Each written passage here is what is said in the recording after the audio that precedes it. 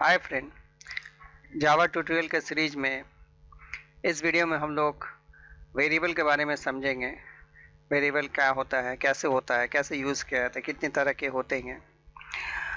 आप इस वीडियो को पूरा देखें और इस वीडियो को लाइक करना और चैनल को सब्सक्राइब करना ना भूलें। चलिए देखते हैं कि वेरिएबल क्या है। जैसा आप यहाँ पर देख रहे हैं, what is a variable? It is nothing but a placeholder of data. It is mandatory location. Example int ab.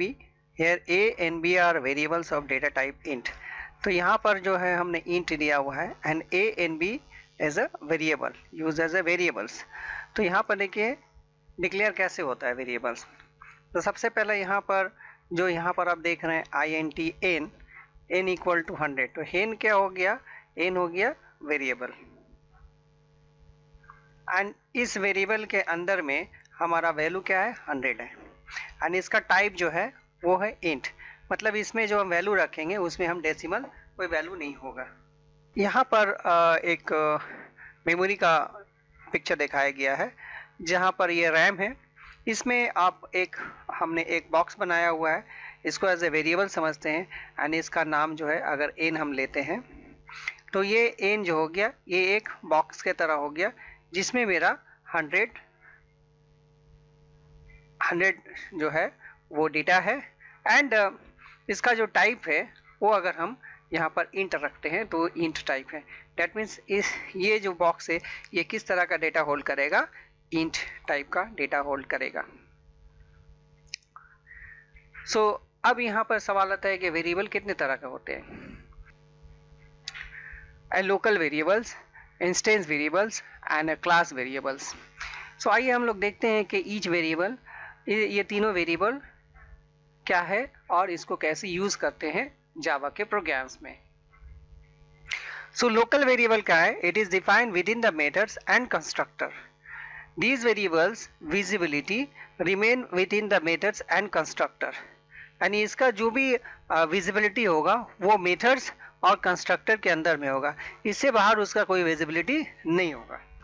तो यहाँ पर आइए हम एक एग्जांपल देके आपको समझाते हैं कि यहाँ पर अगर हम एक वैल्यू अगर हम डिफाइन करते हैं क्लास से ABC, यहाँ पर डिफाइन करते हैं पब्लिक स्टैटिक args। अब यहाँ पर जो हम वेरिएबल डिफाइन करेंगे a b and c, से a में हमने 10 दिया एंड b में हमने 30 दिया, c में हमने से a प्लस b किया एंड यहाँ पर हम इसका वैल्यू को प्रिंट करा दे रहे हैं system.out.println c। अब ये देखिए कि ये जो variable a and b and c जो है इसको हम लोग कहाँ डिफाइन किए हैं? इसको हम लोग जो है इस मेन फंक्शन के अंदर में डिफाइन किया है, या फिर मेथड्स आप बोलिए, मेन मेथड्स या फंक्शन के अंदर में हम लोगों ने डिफाइन किया है। एंड ये ABC जो है इसी के जो विजिबल होगा इसका विजिबिलिटी इसी के अंदर में होगी। तो ये सारा जो विजिबिलिटी है इसके अंदर, तो इसको बोलते हैं लोकल वेरिएबल्स। नेक्स्ट आता है इंस्टेंस वेरिएबल। तो इंस्टेंस वेरिएबल क्या है? It is available for every object of the class. ये क्या होता है? डिफाइन इनसाइड ए क्लास होता है, यानी क्लास के अंदर में डिफाइन होता है। लाइक यहाँ पर आप देखिए कि पब्लिक क्लास वेरिएबल यहाँ पर int num।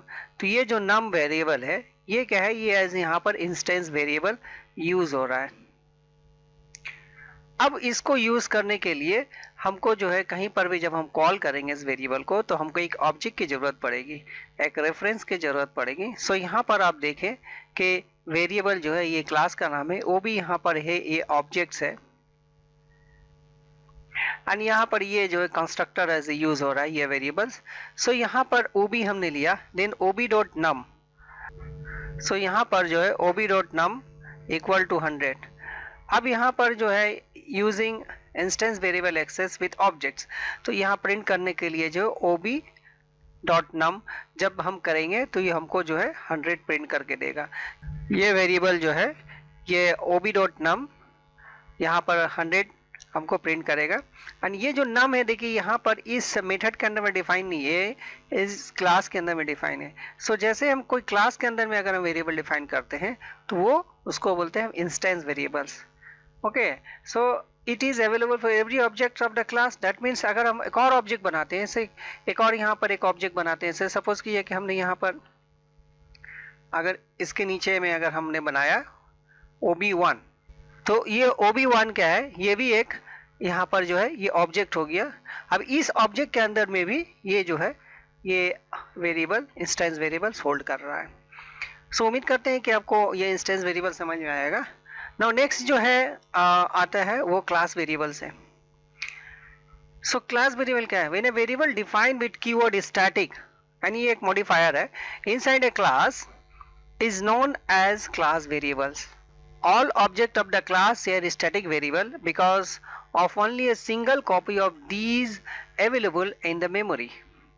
We can only have one copy of static variables per class irrespective of how many objects we create.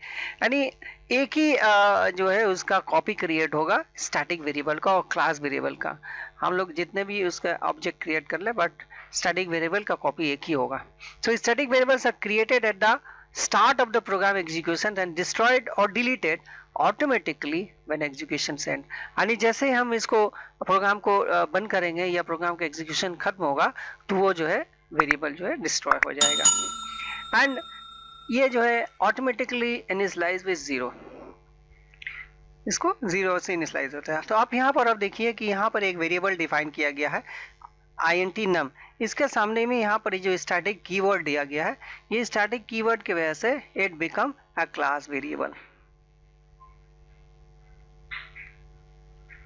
अब ये देखिए कि ये क्लास वेरिएबल जब हम यूज करेंगे तो यहाँ इसके लिए कोई ऑब्जेक्ट का जरूरत नहीं पड़ेगा, बिकॉज जैसे ये हम ये क्लास को रन करेंगे ये इसका एक कॉपी क्रिएट हो जाएगा एंड num इक्वल टू 100।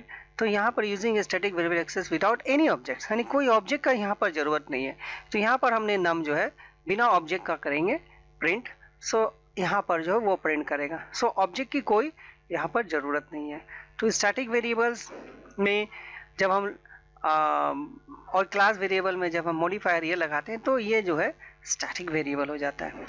तो इसी तरह से इंस्टेंस वेरिएबल्स, अगर यहाँ पर अगर कोई स्टैटिक कीवर्ड नहीं होगा तो दैट बिकम इंस्टेंस वेरिएबल्स। और अगर कोई वेरिएबल यहाँ पर अगर डिफाइन करते हैं से int a, तो ये जो हो गया a, ये लोकल वेरिएबल्स हो गया।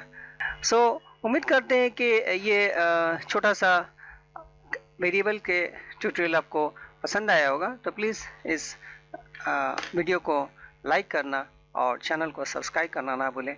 और अगर कोई क्वेश्चंस आपके दिमाग में है तो आप प्लीज़ कमेंट बॉक्स में ज़रूर बताएं, तो हम उसको सॉल्व करने की कोशिश करेंगे। Thank you.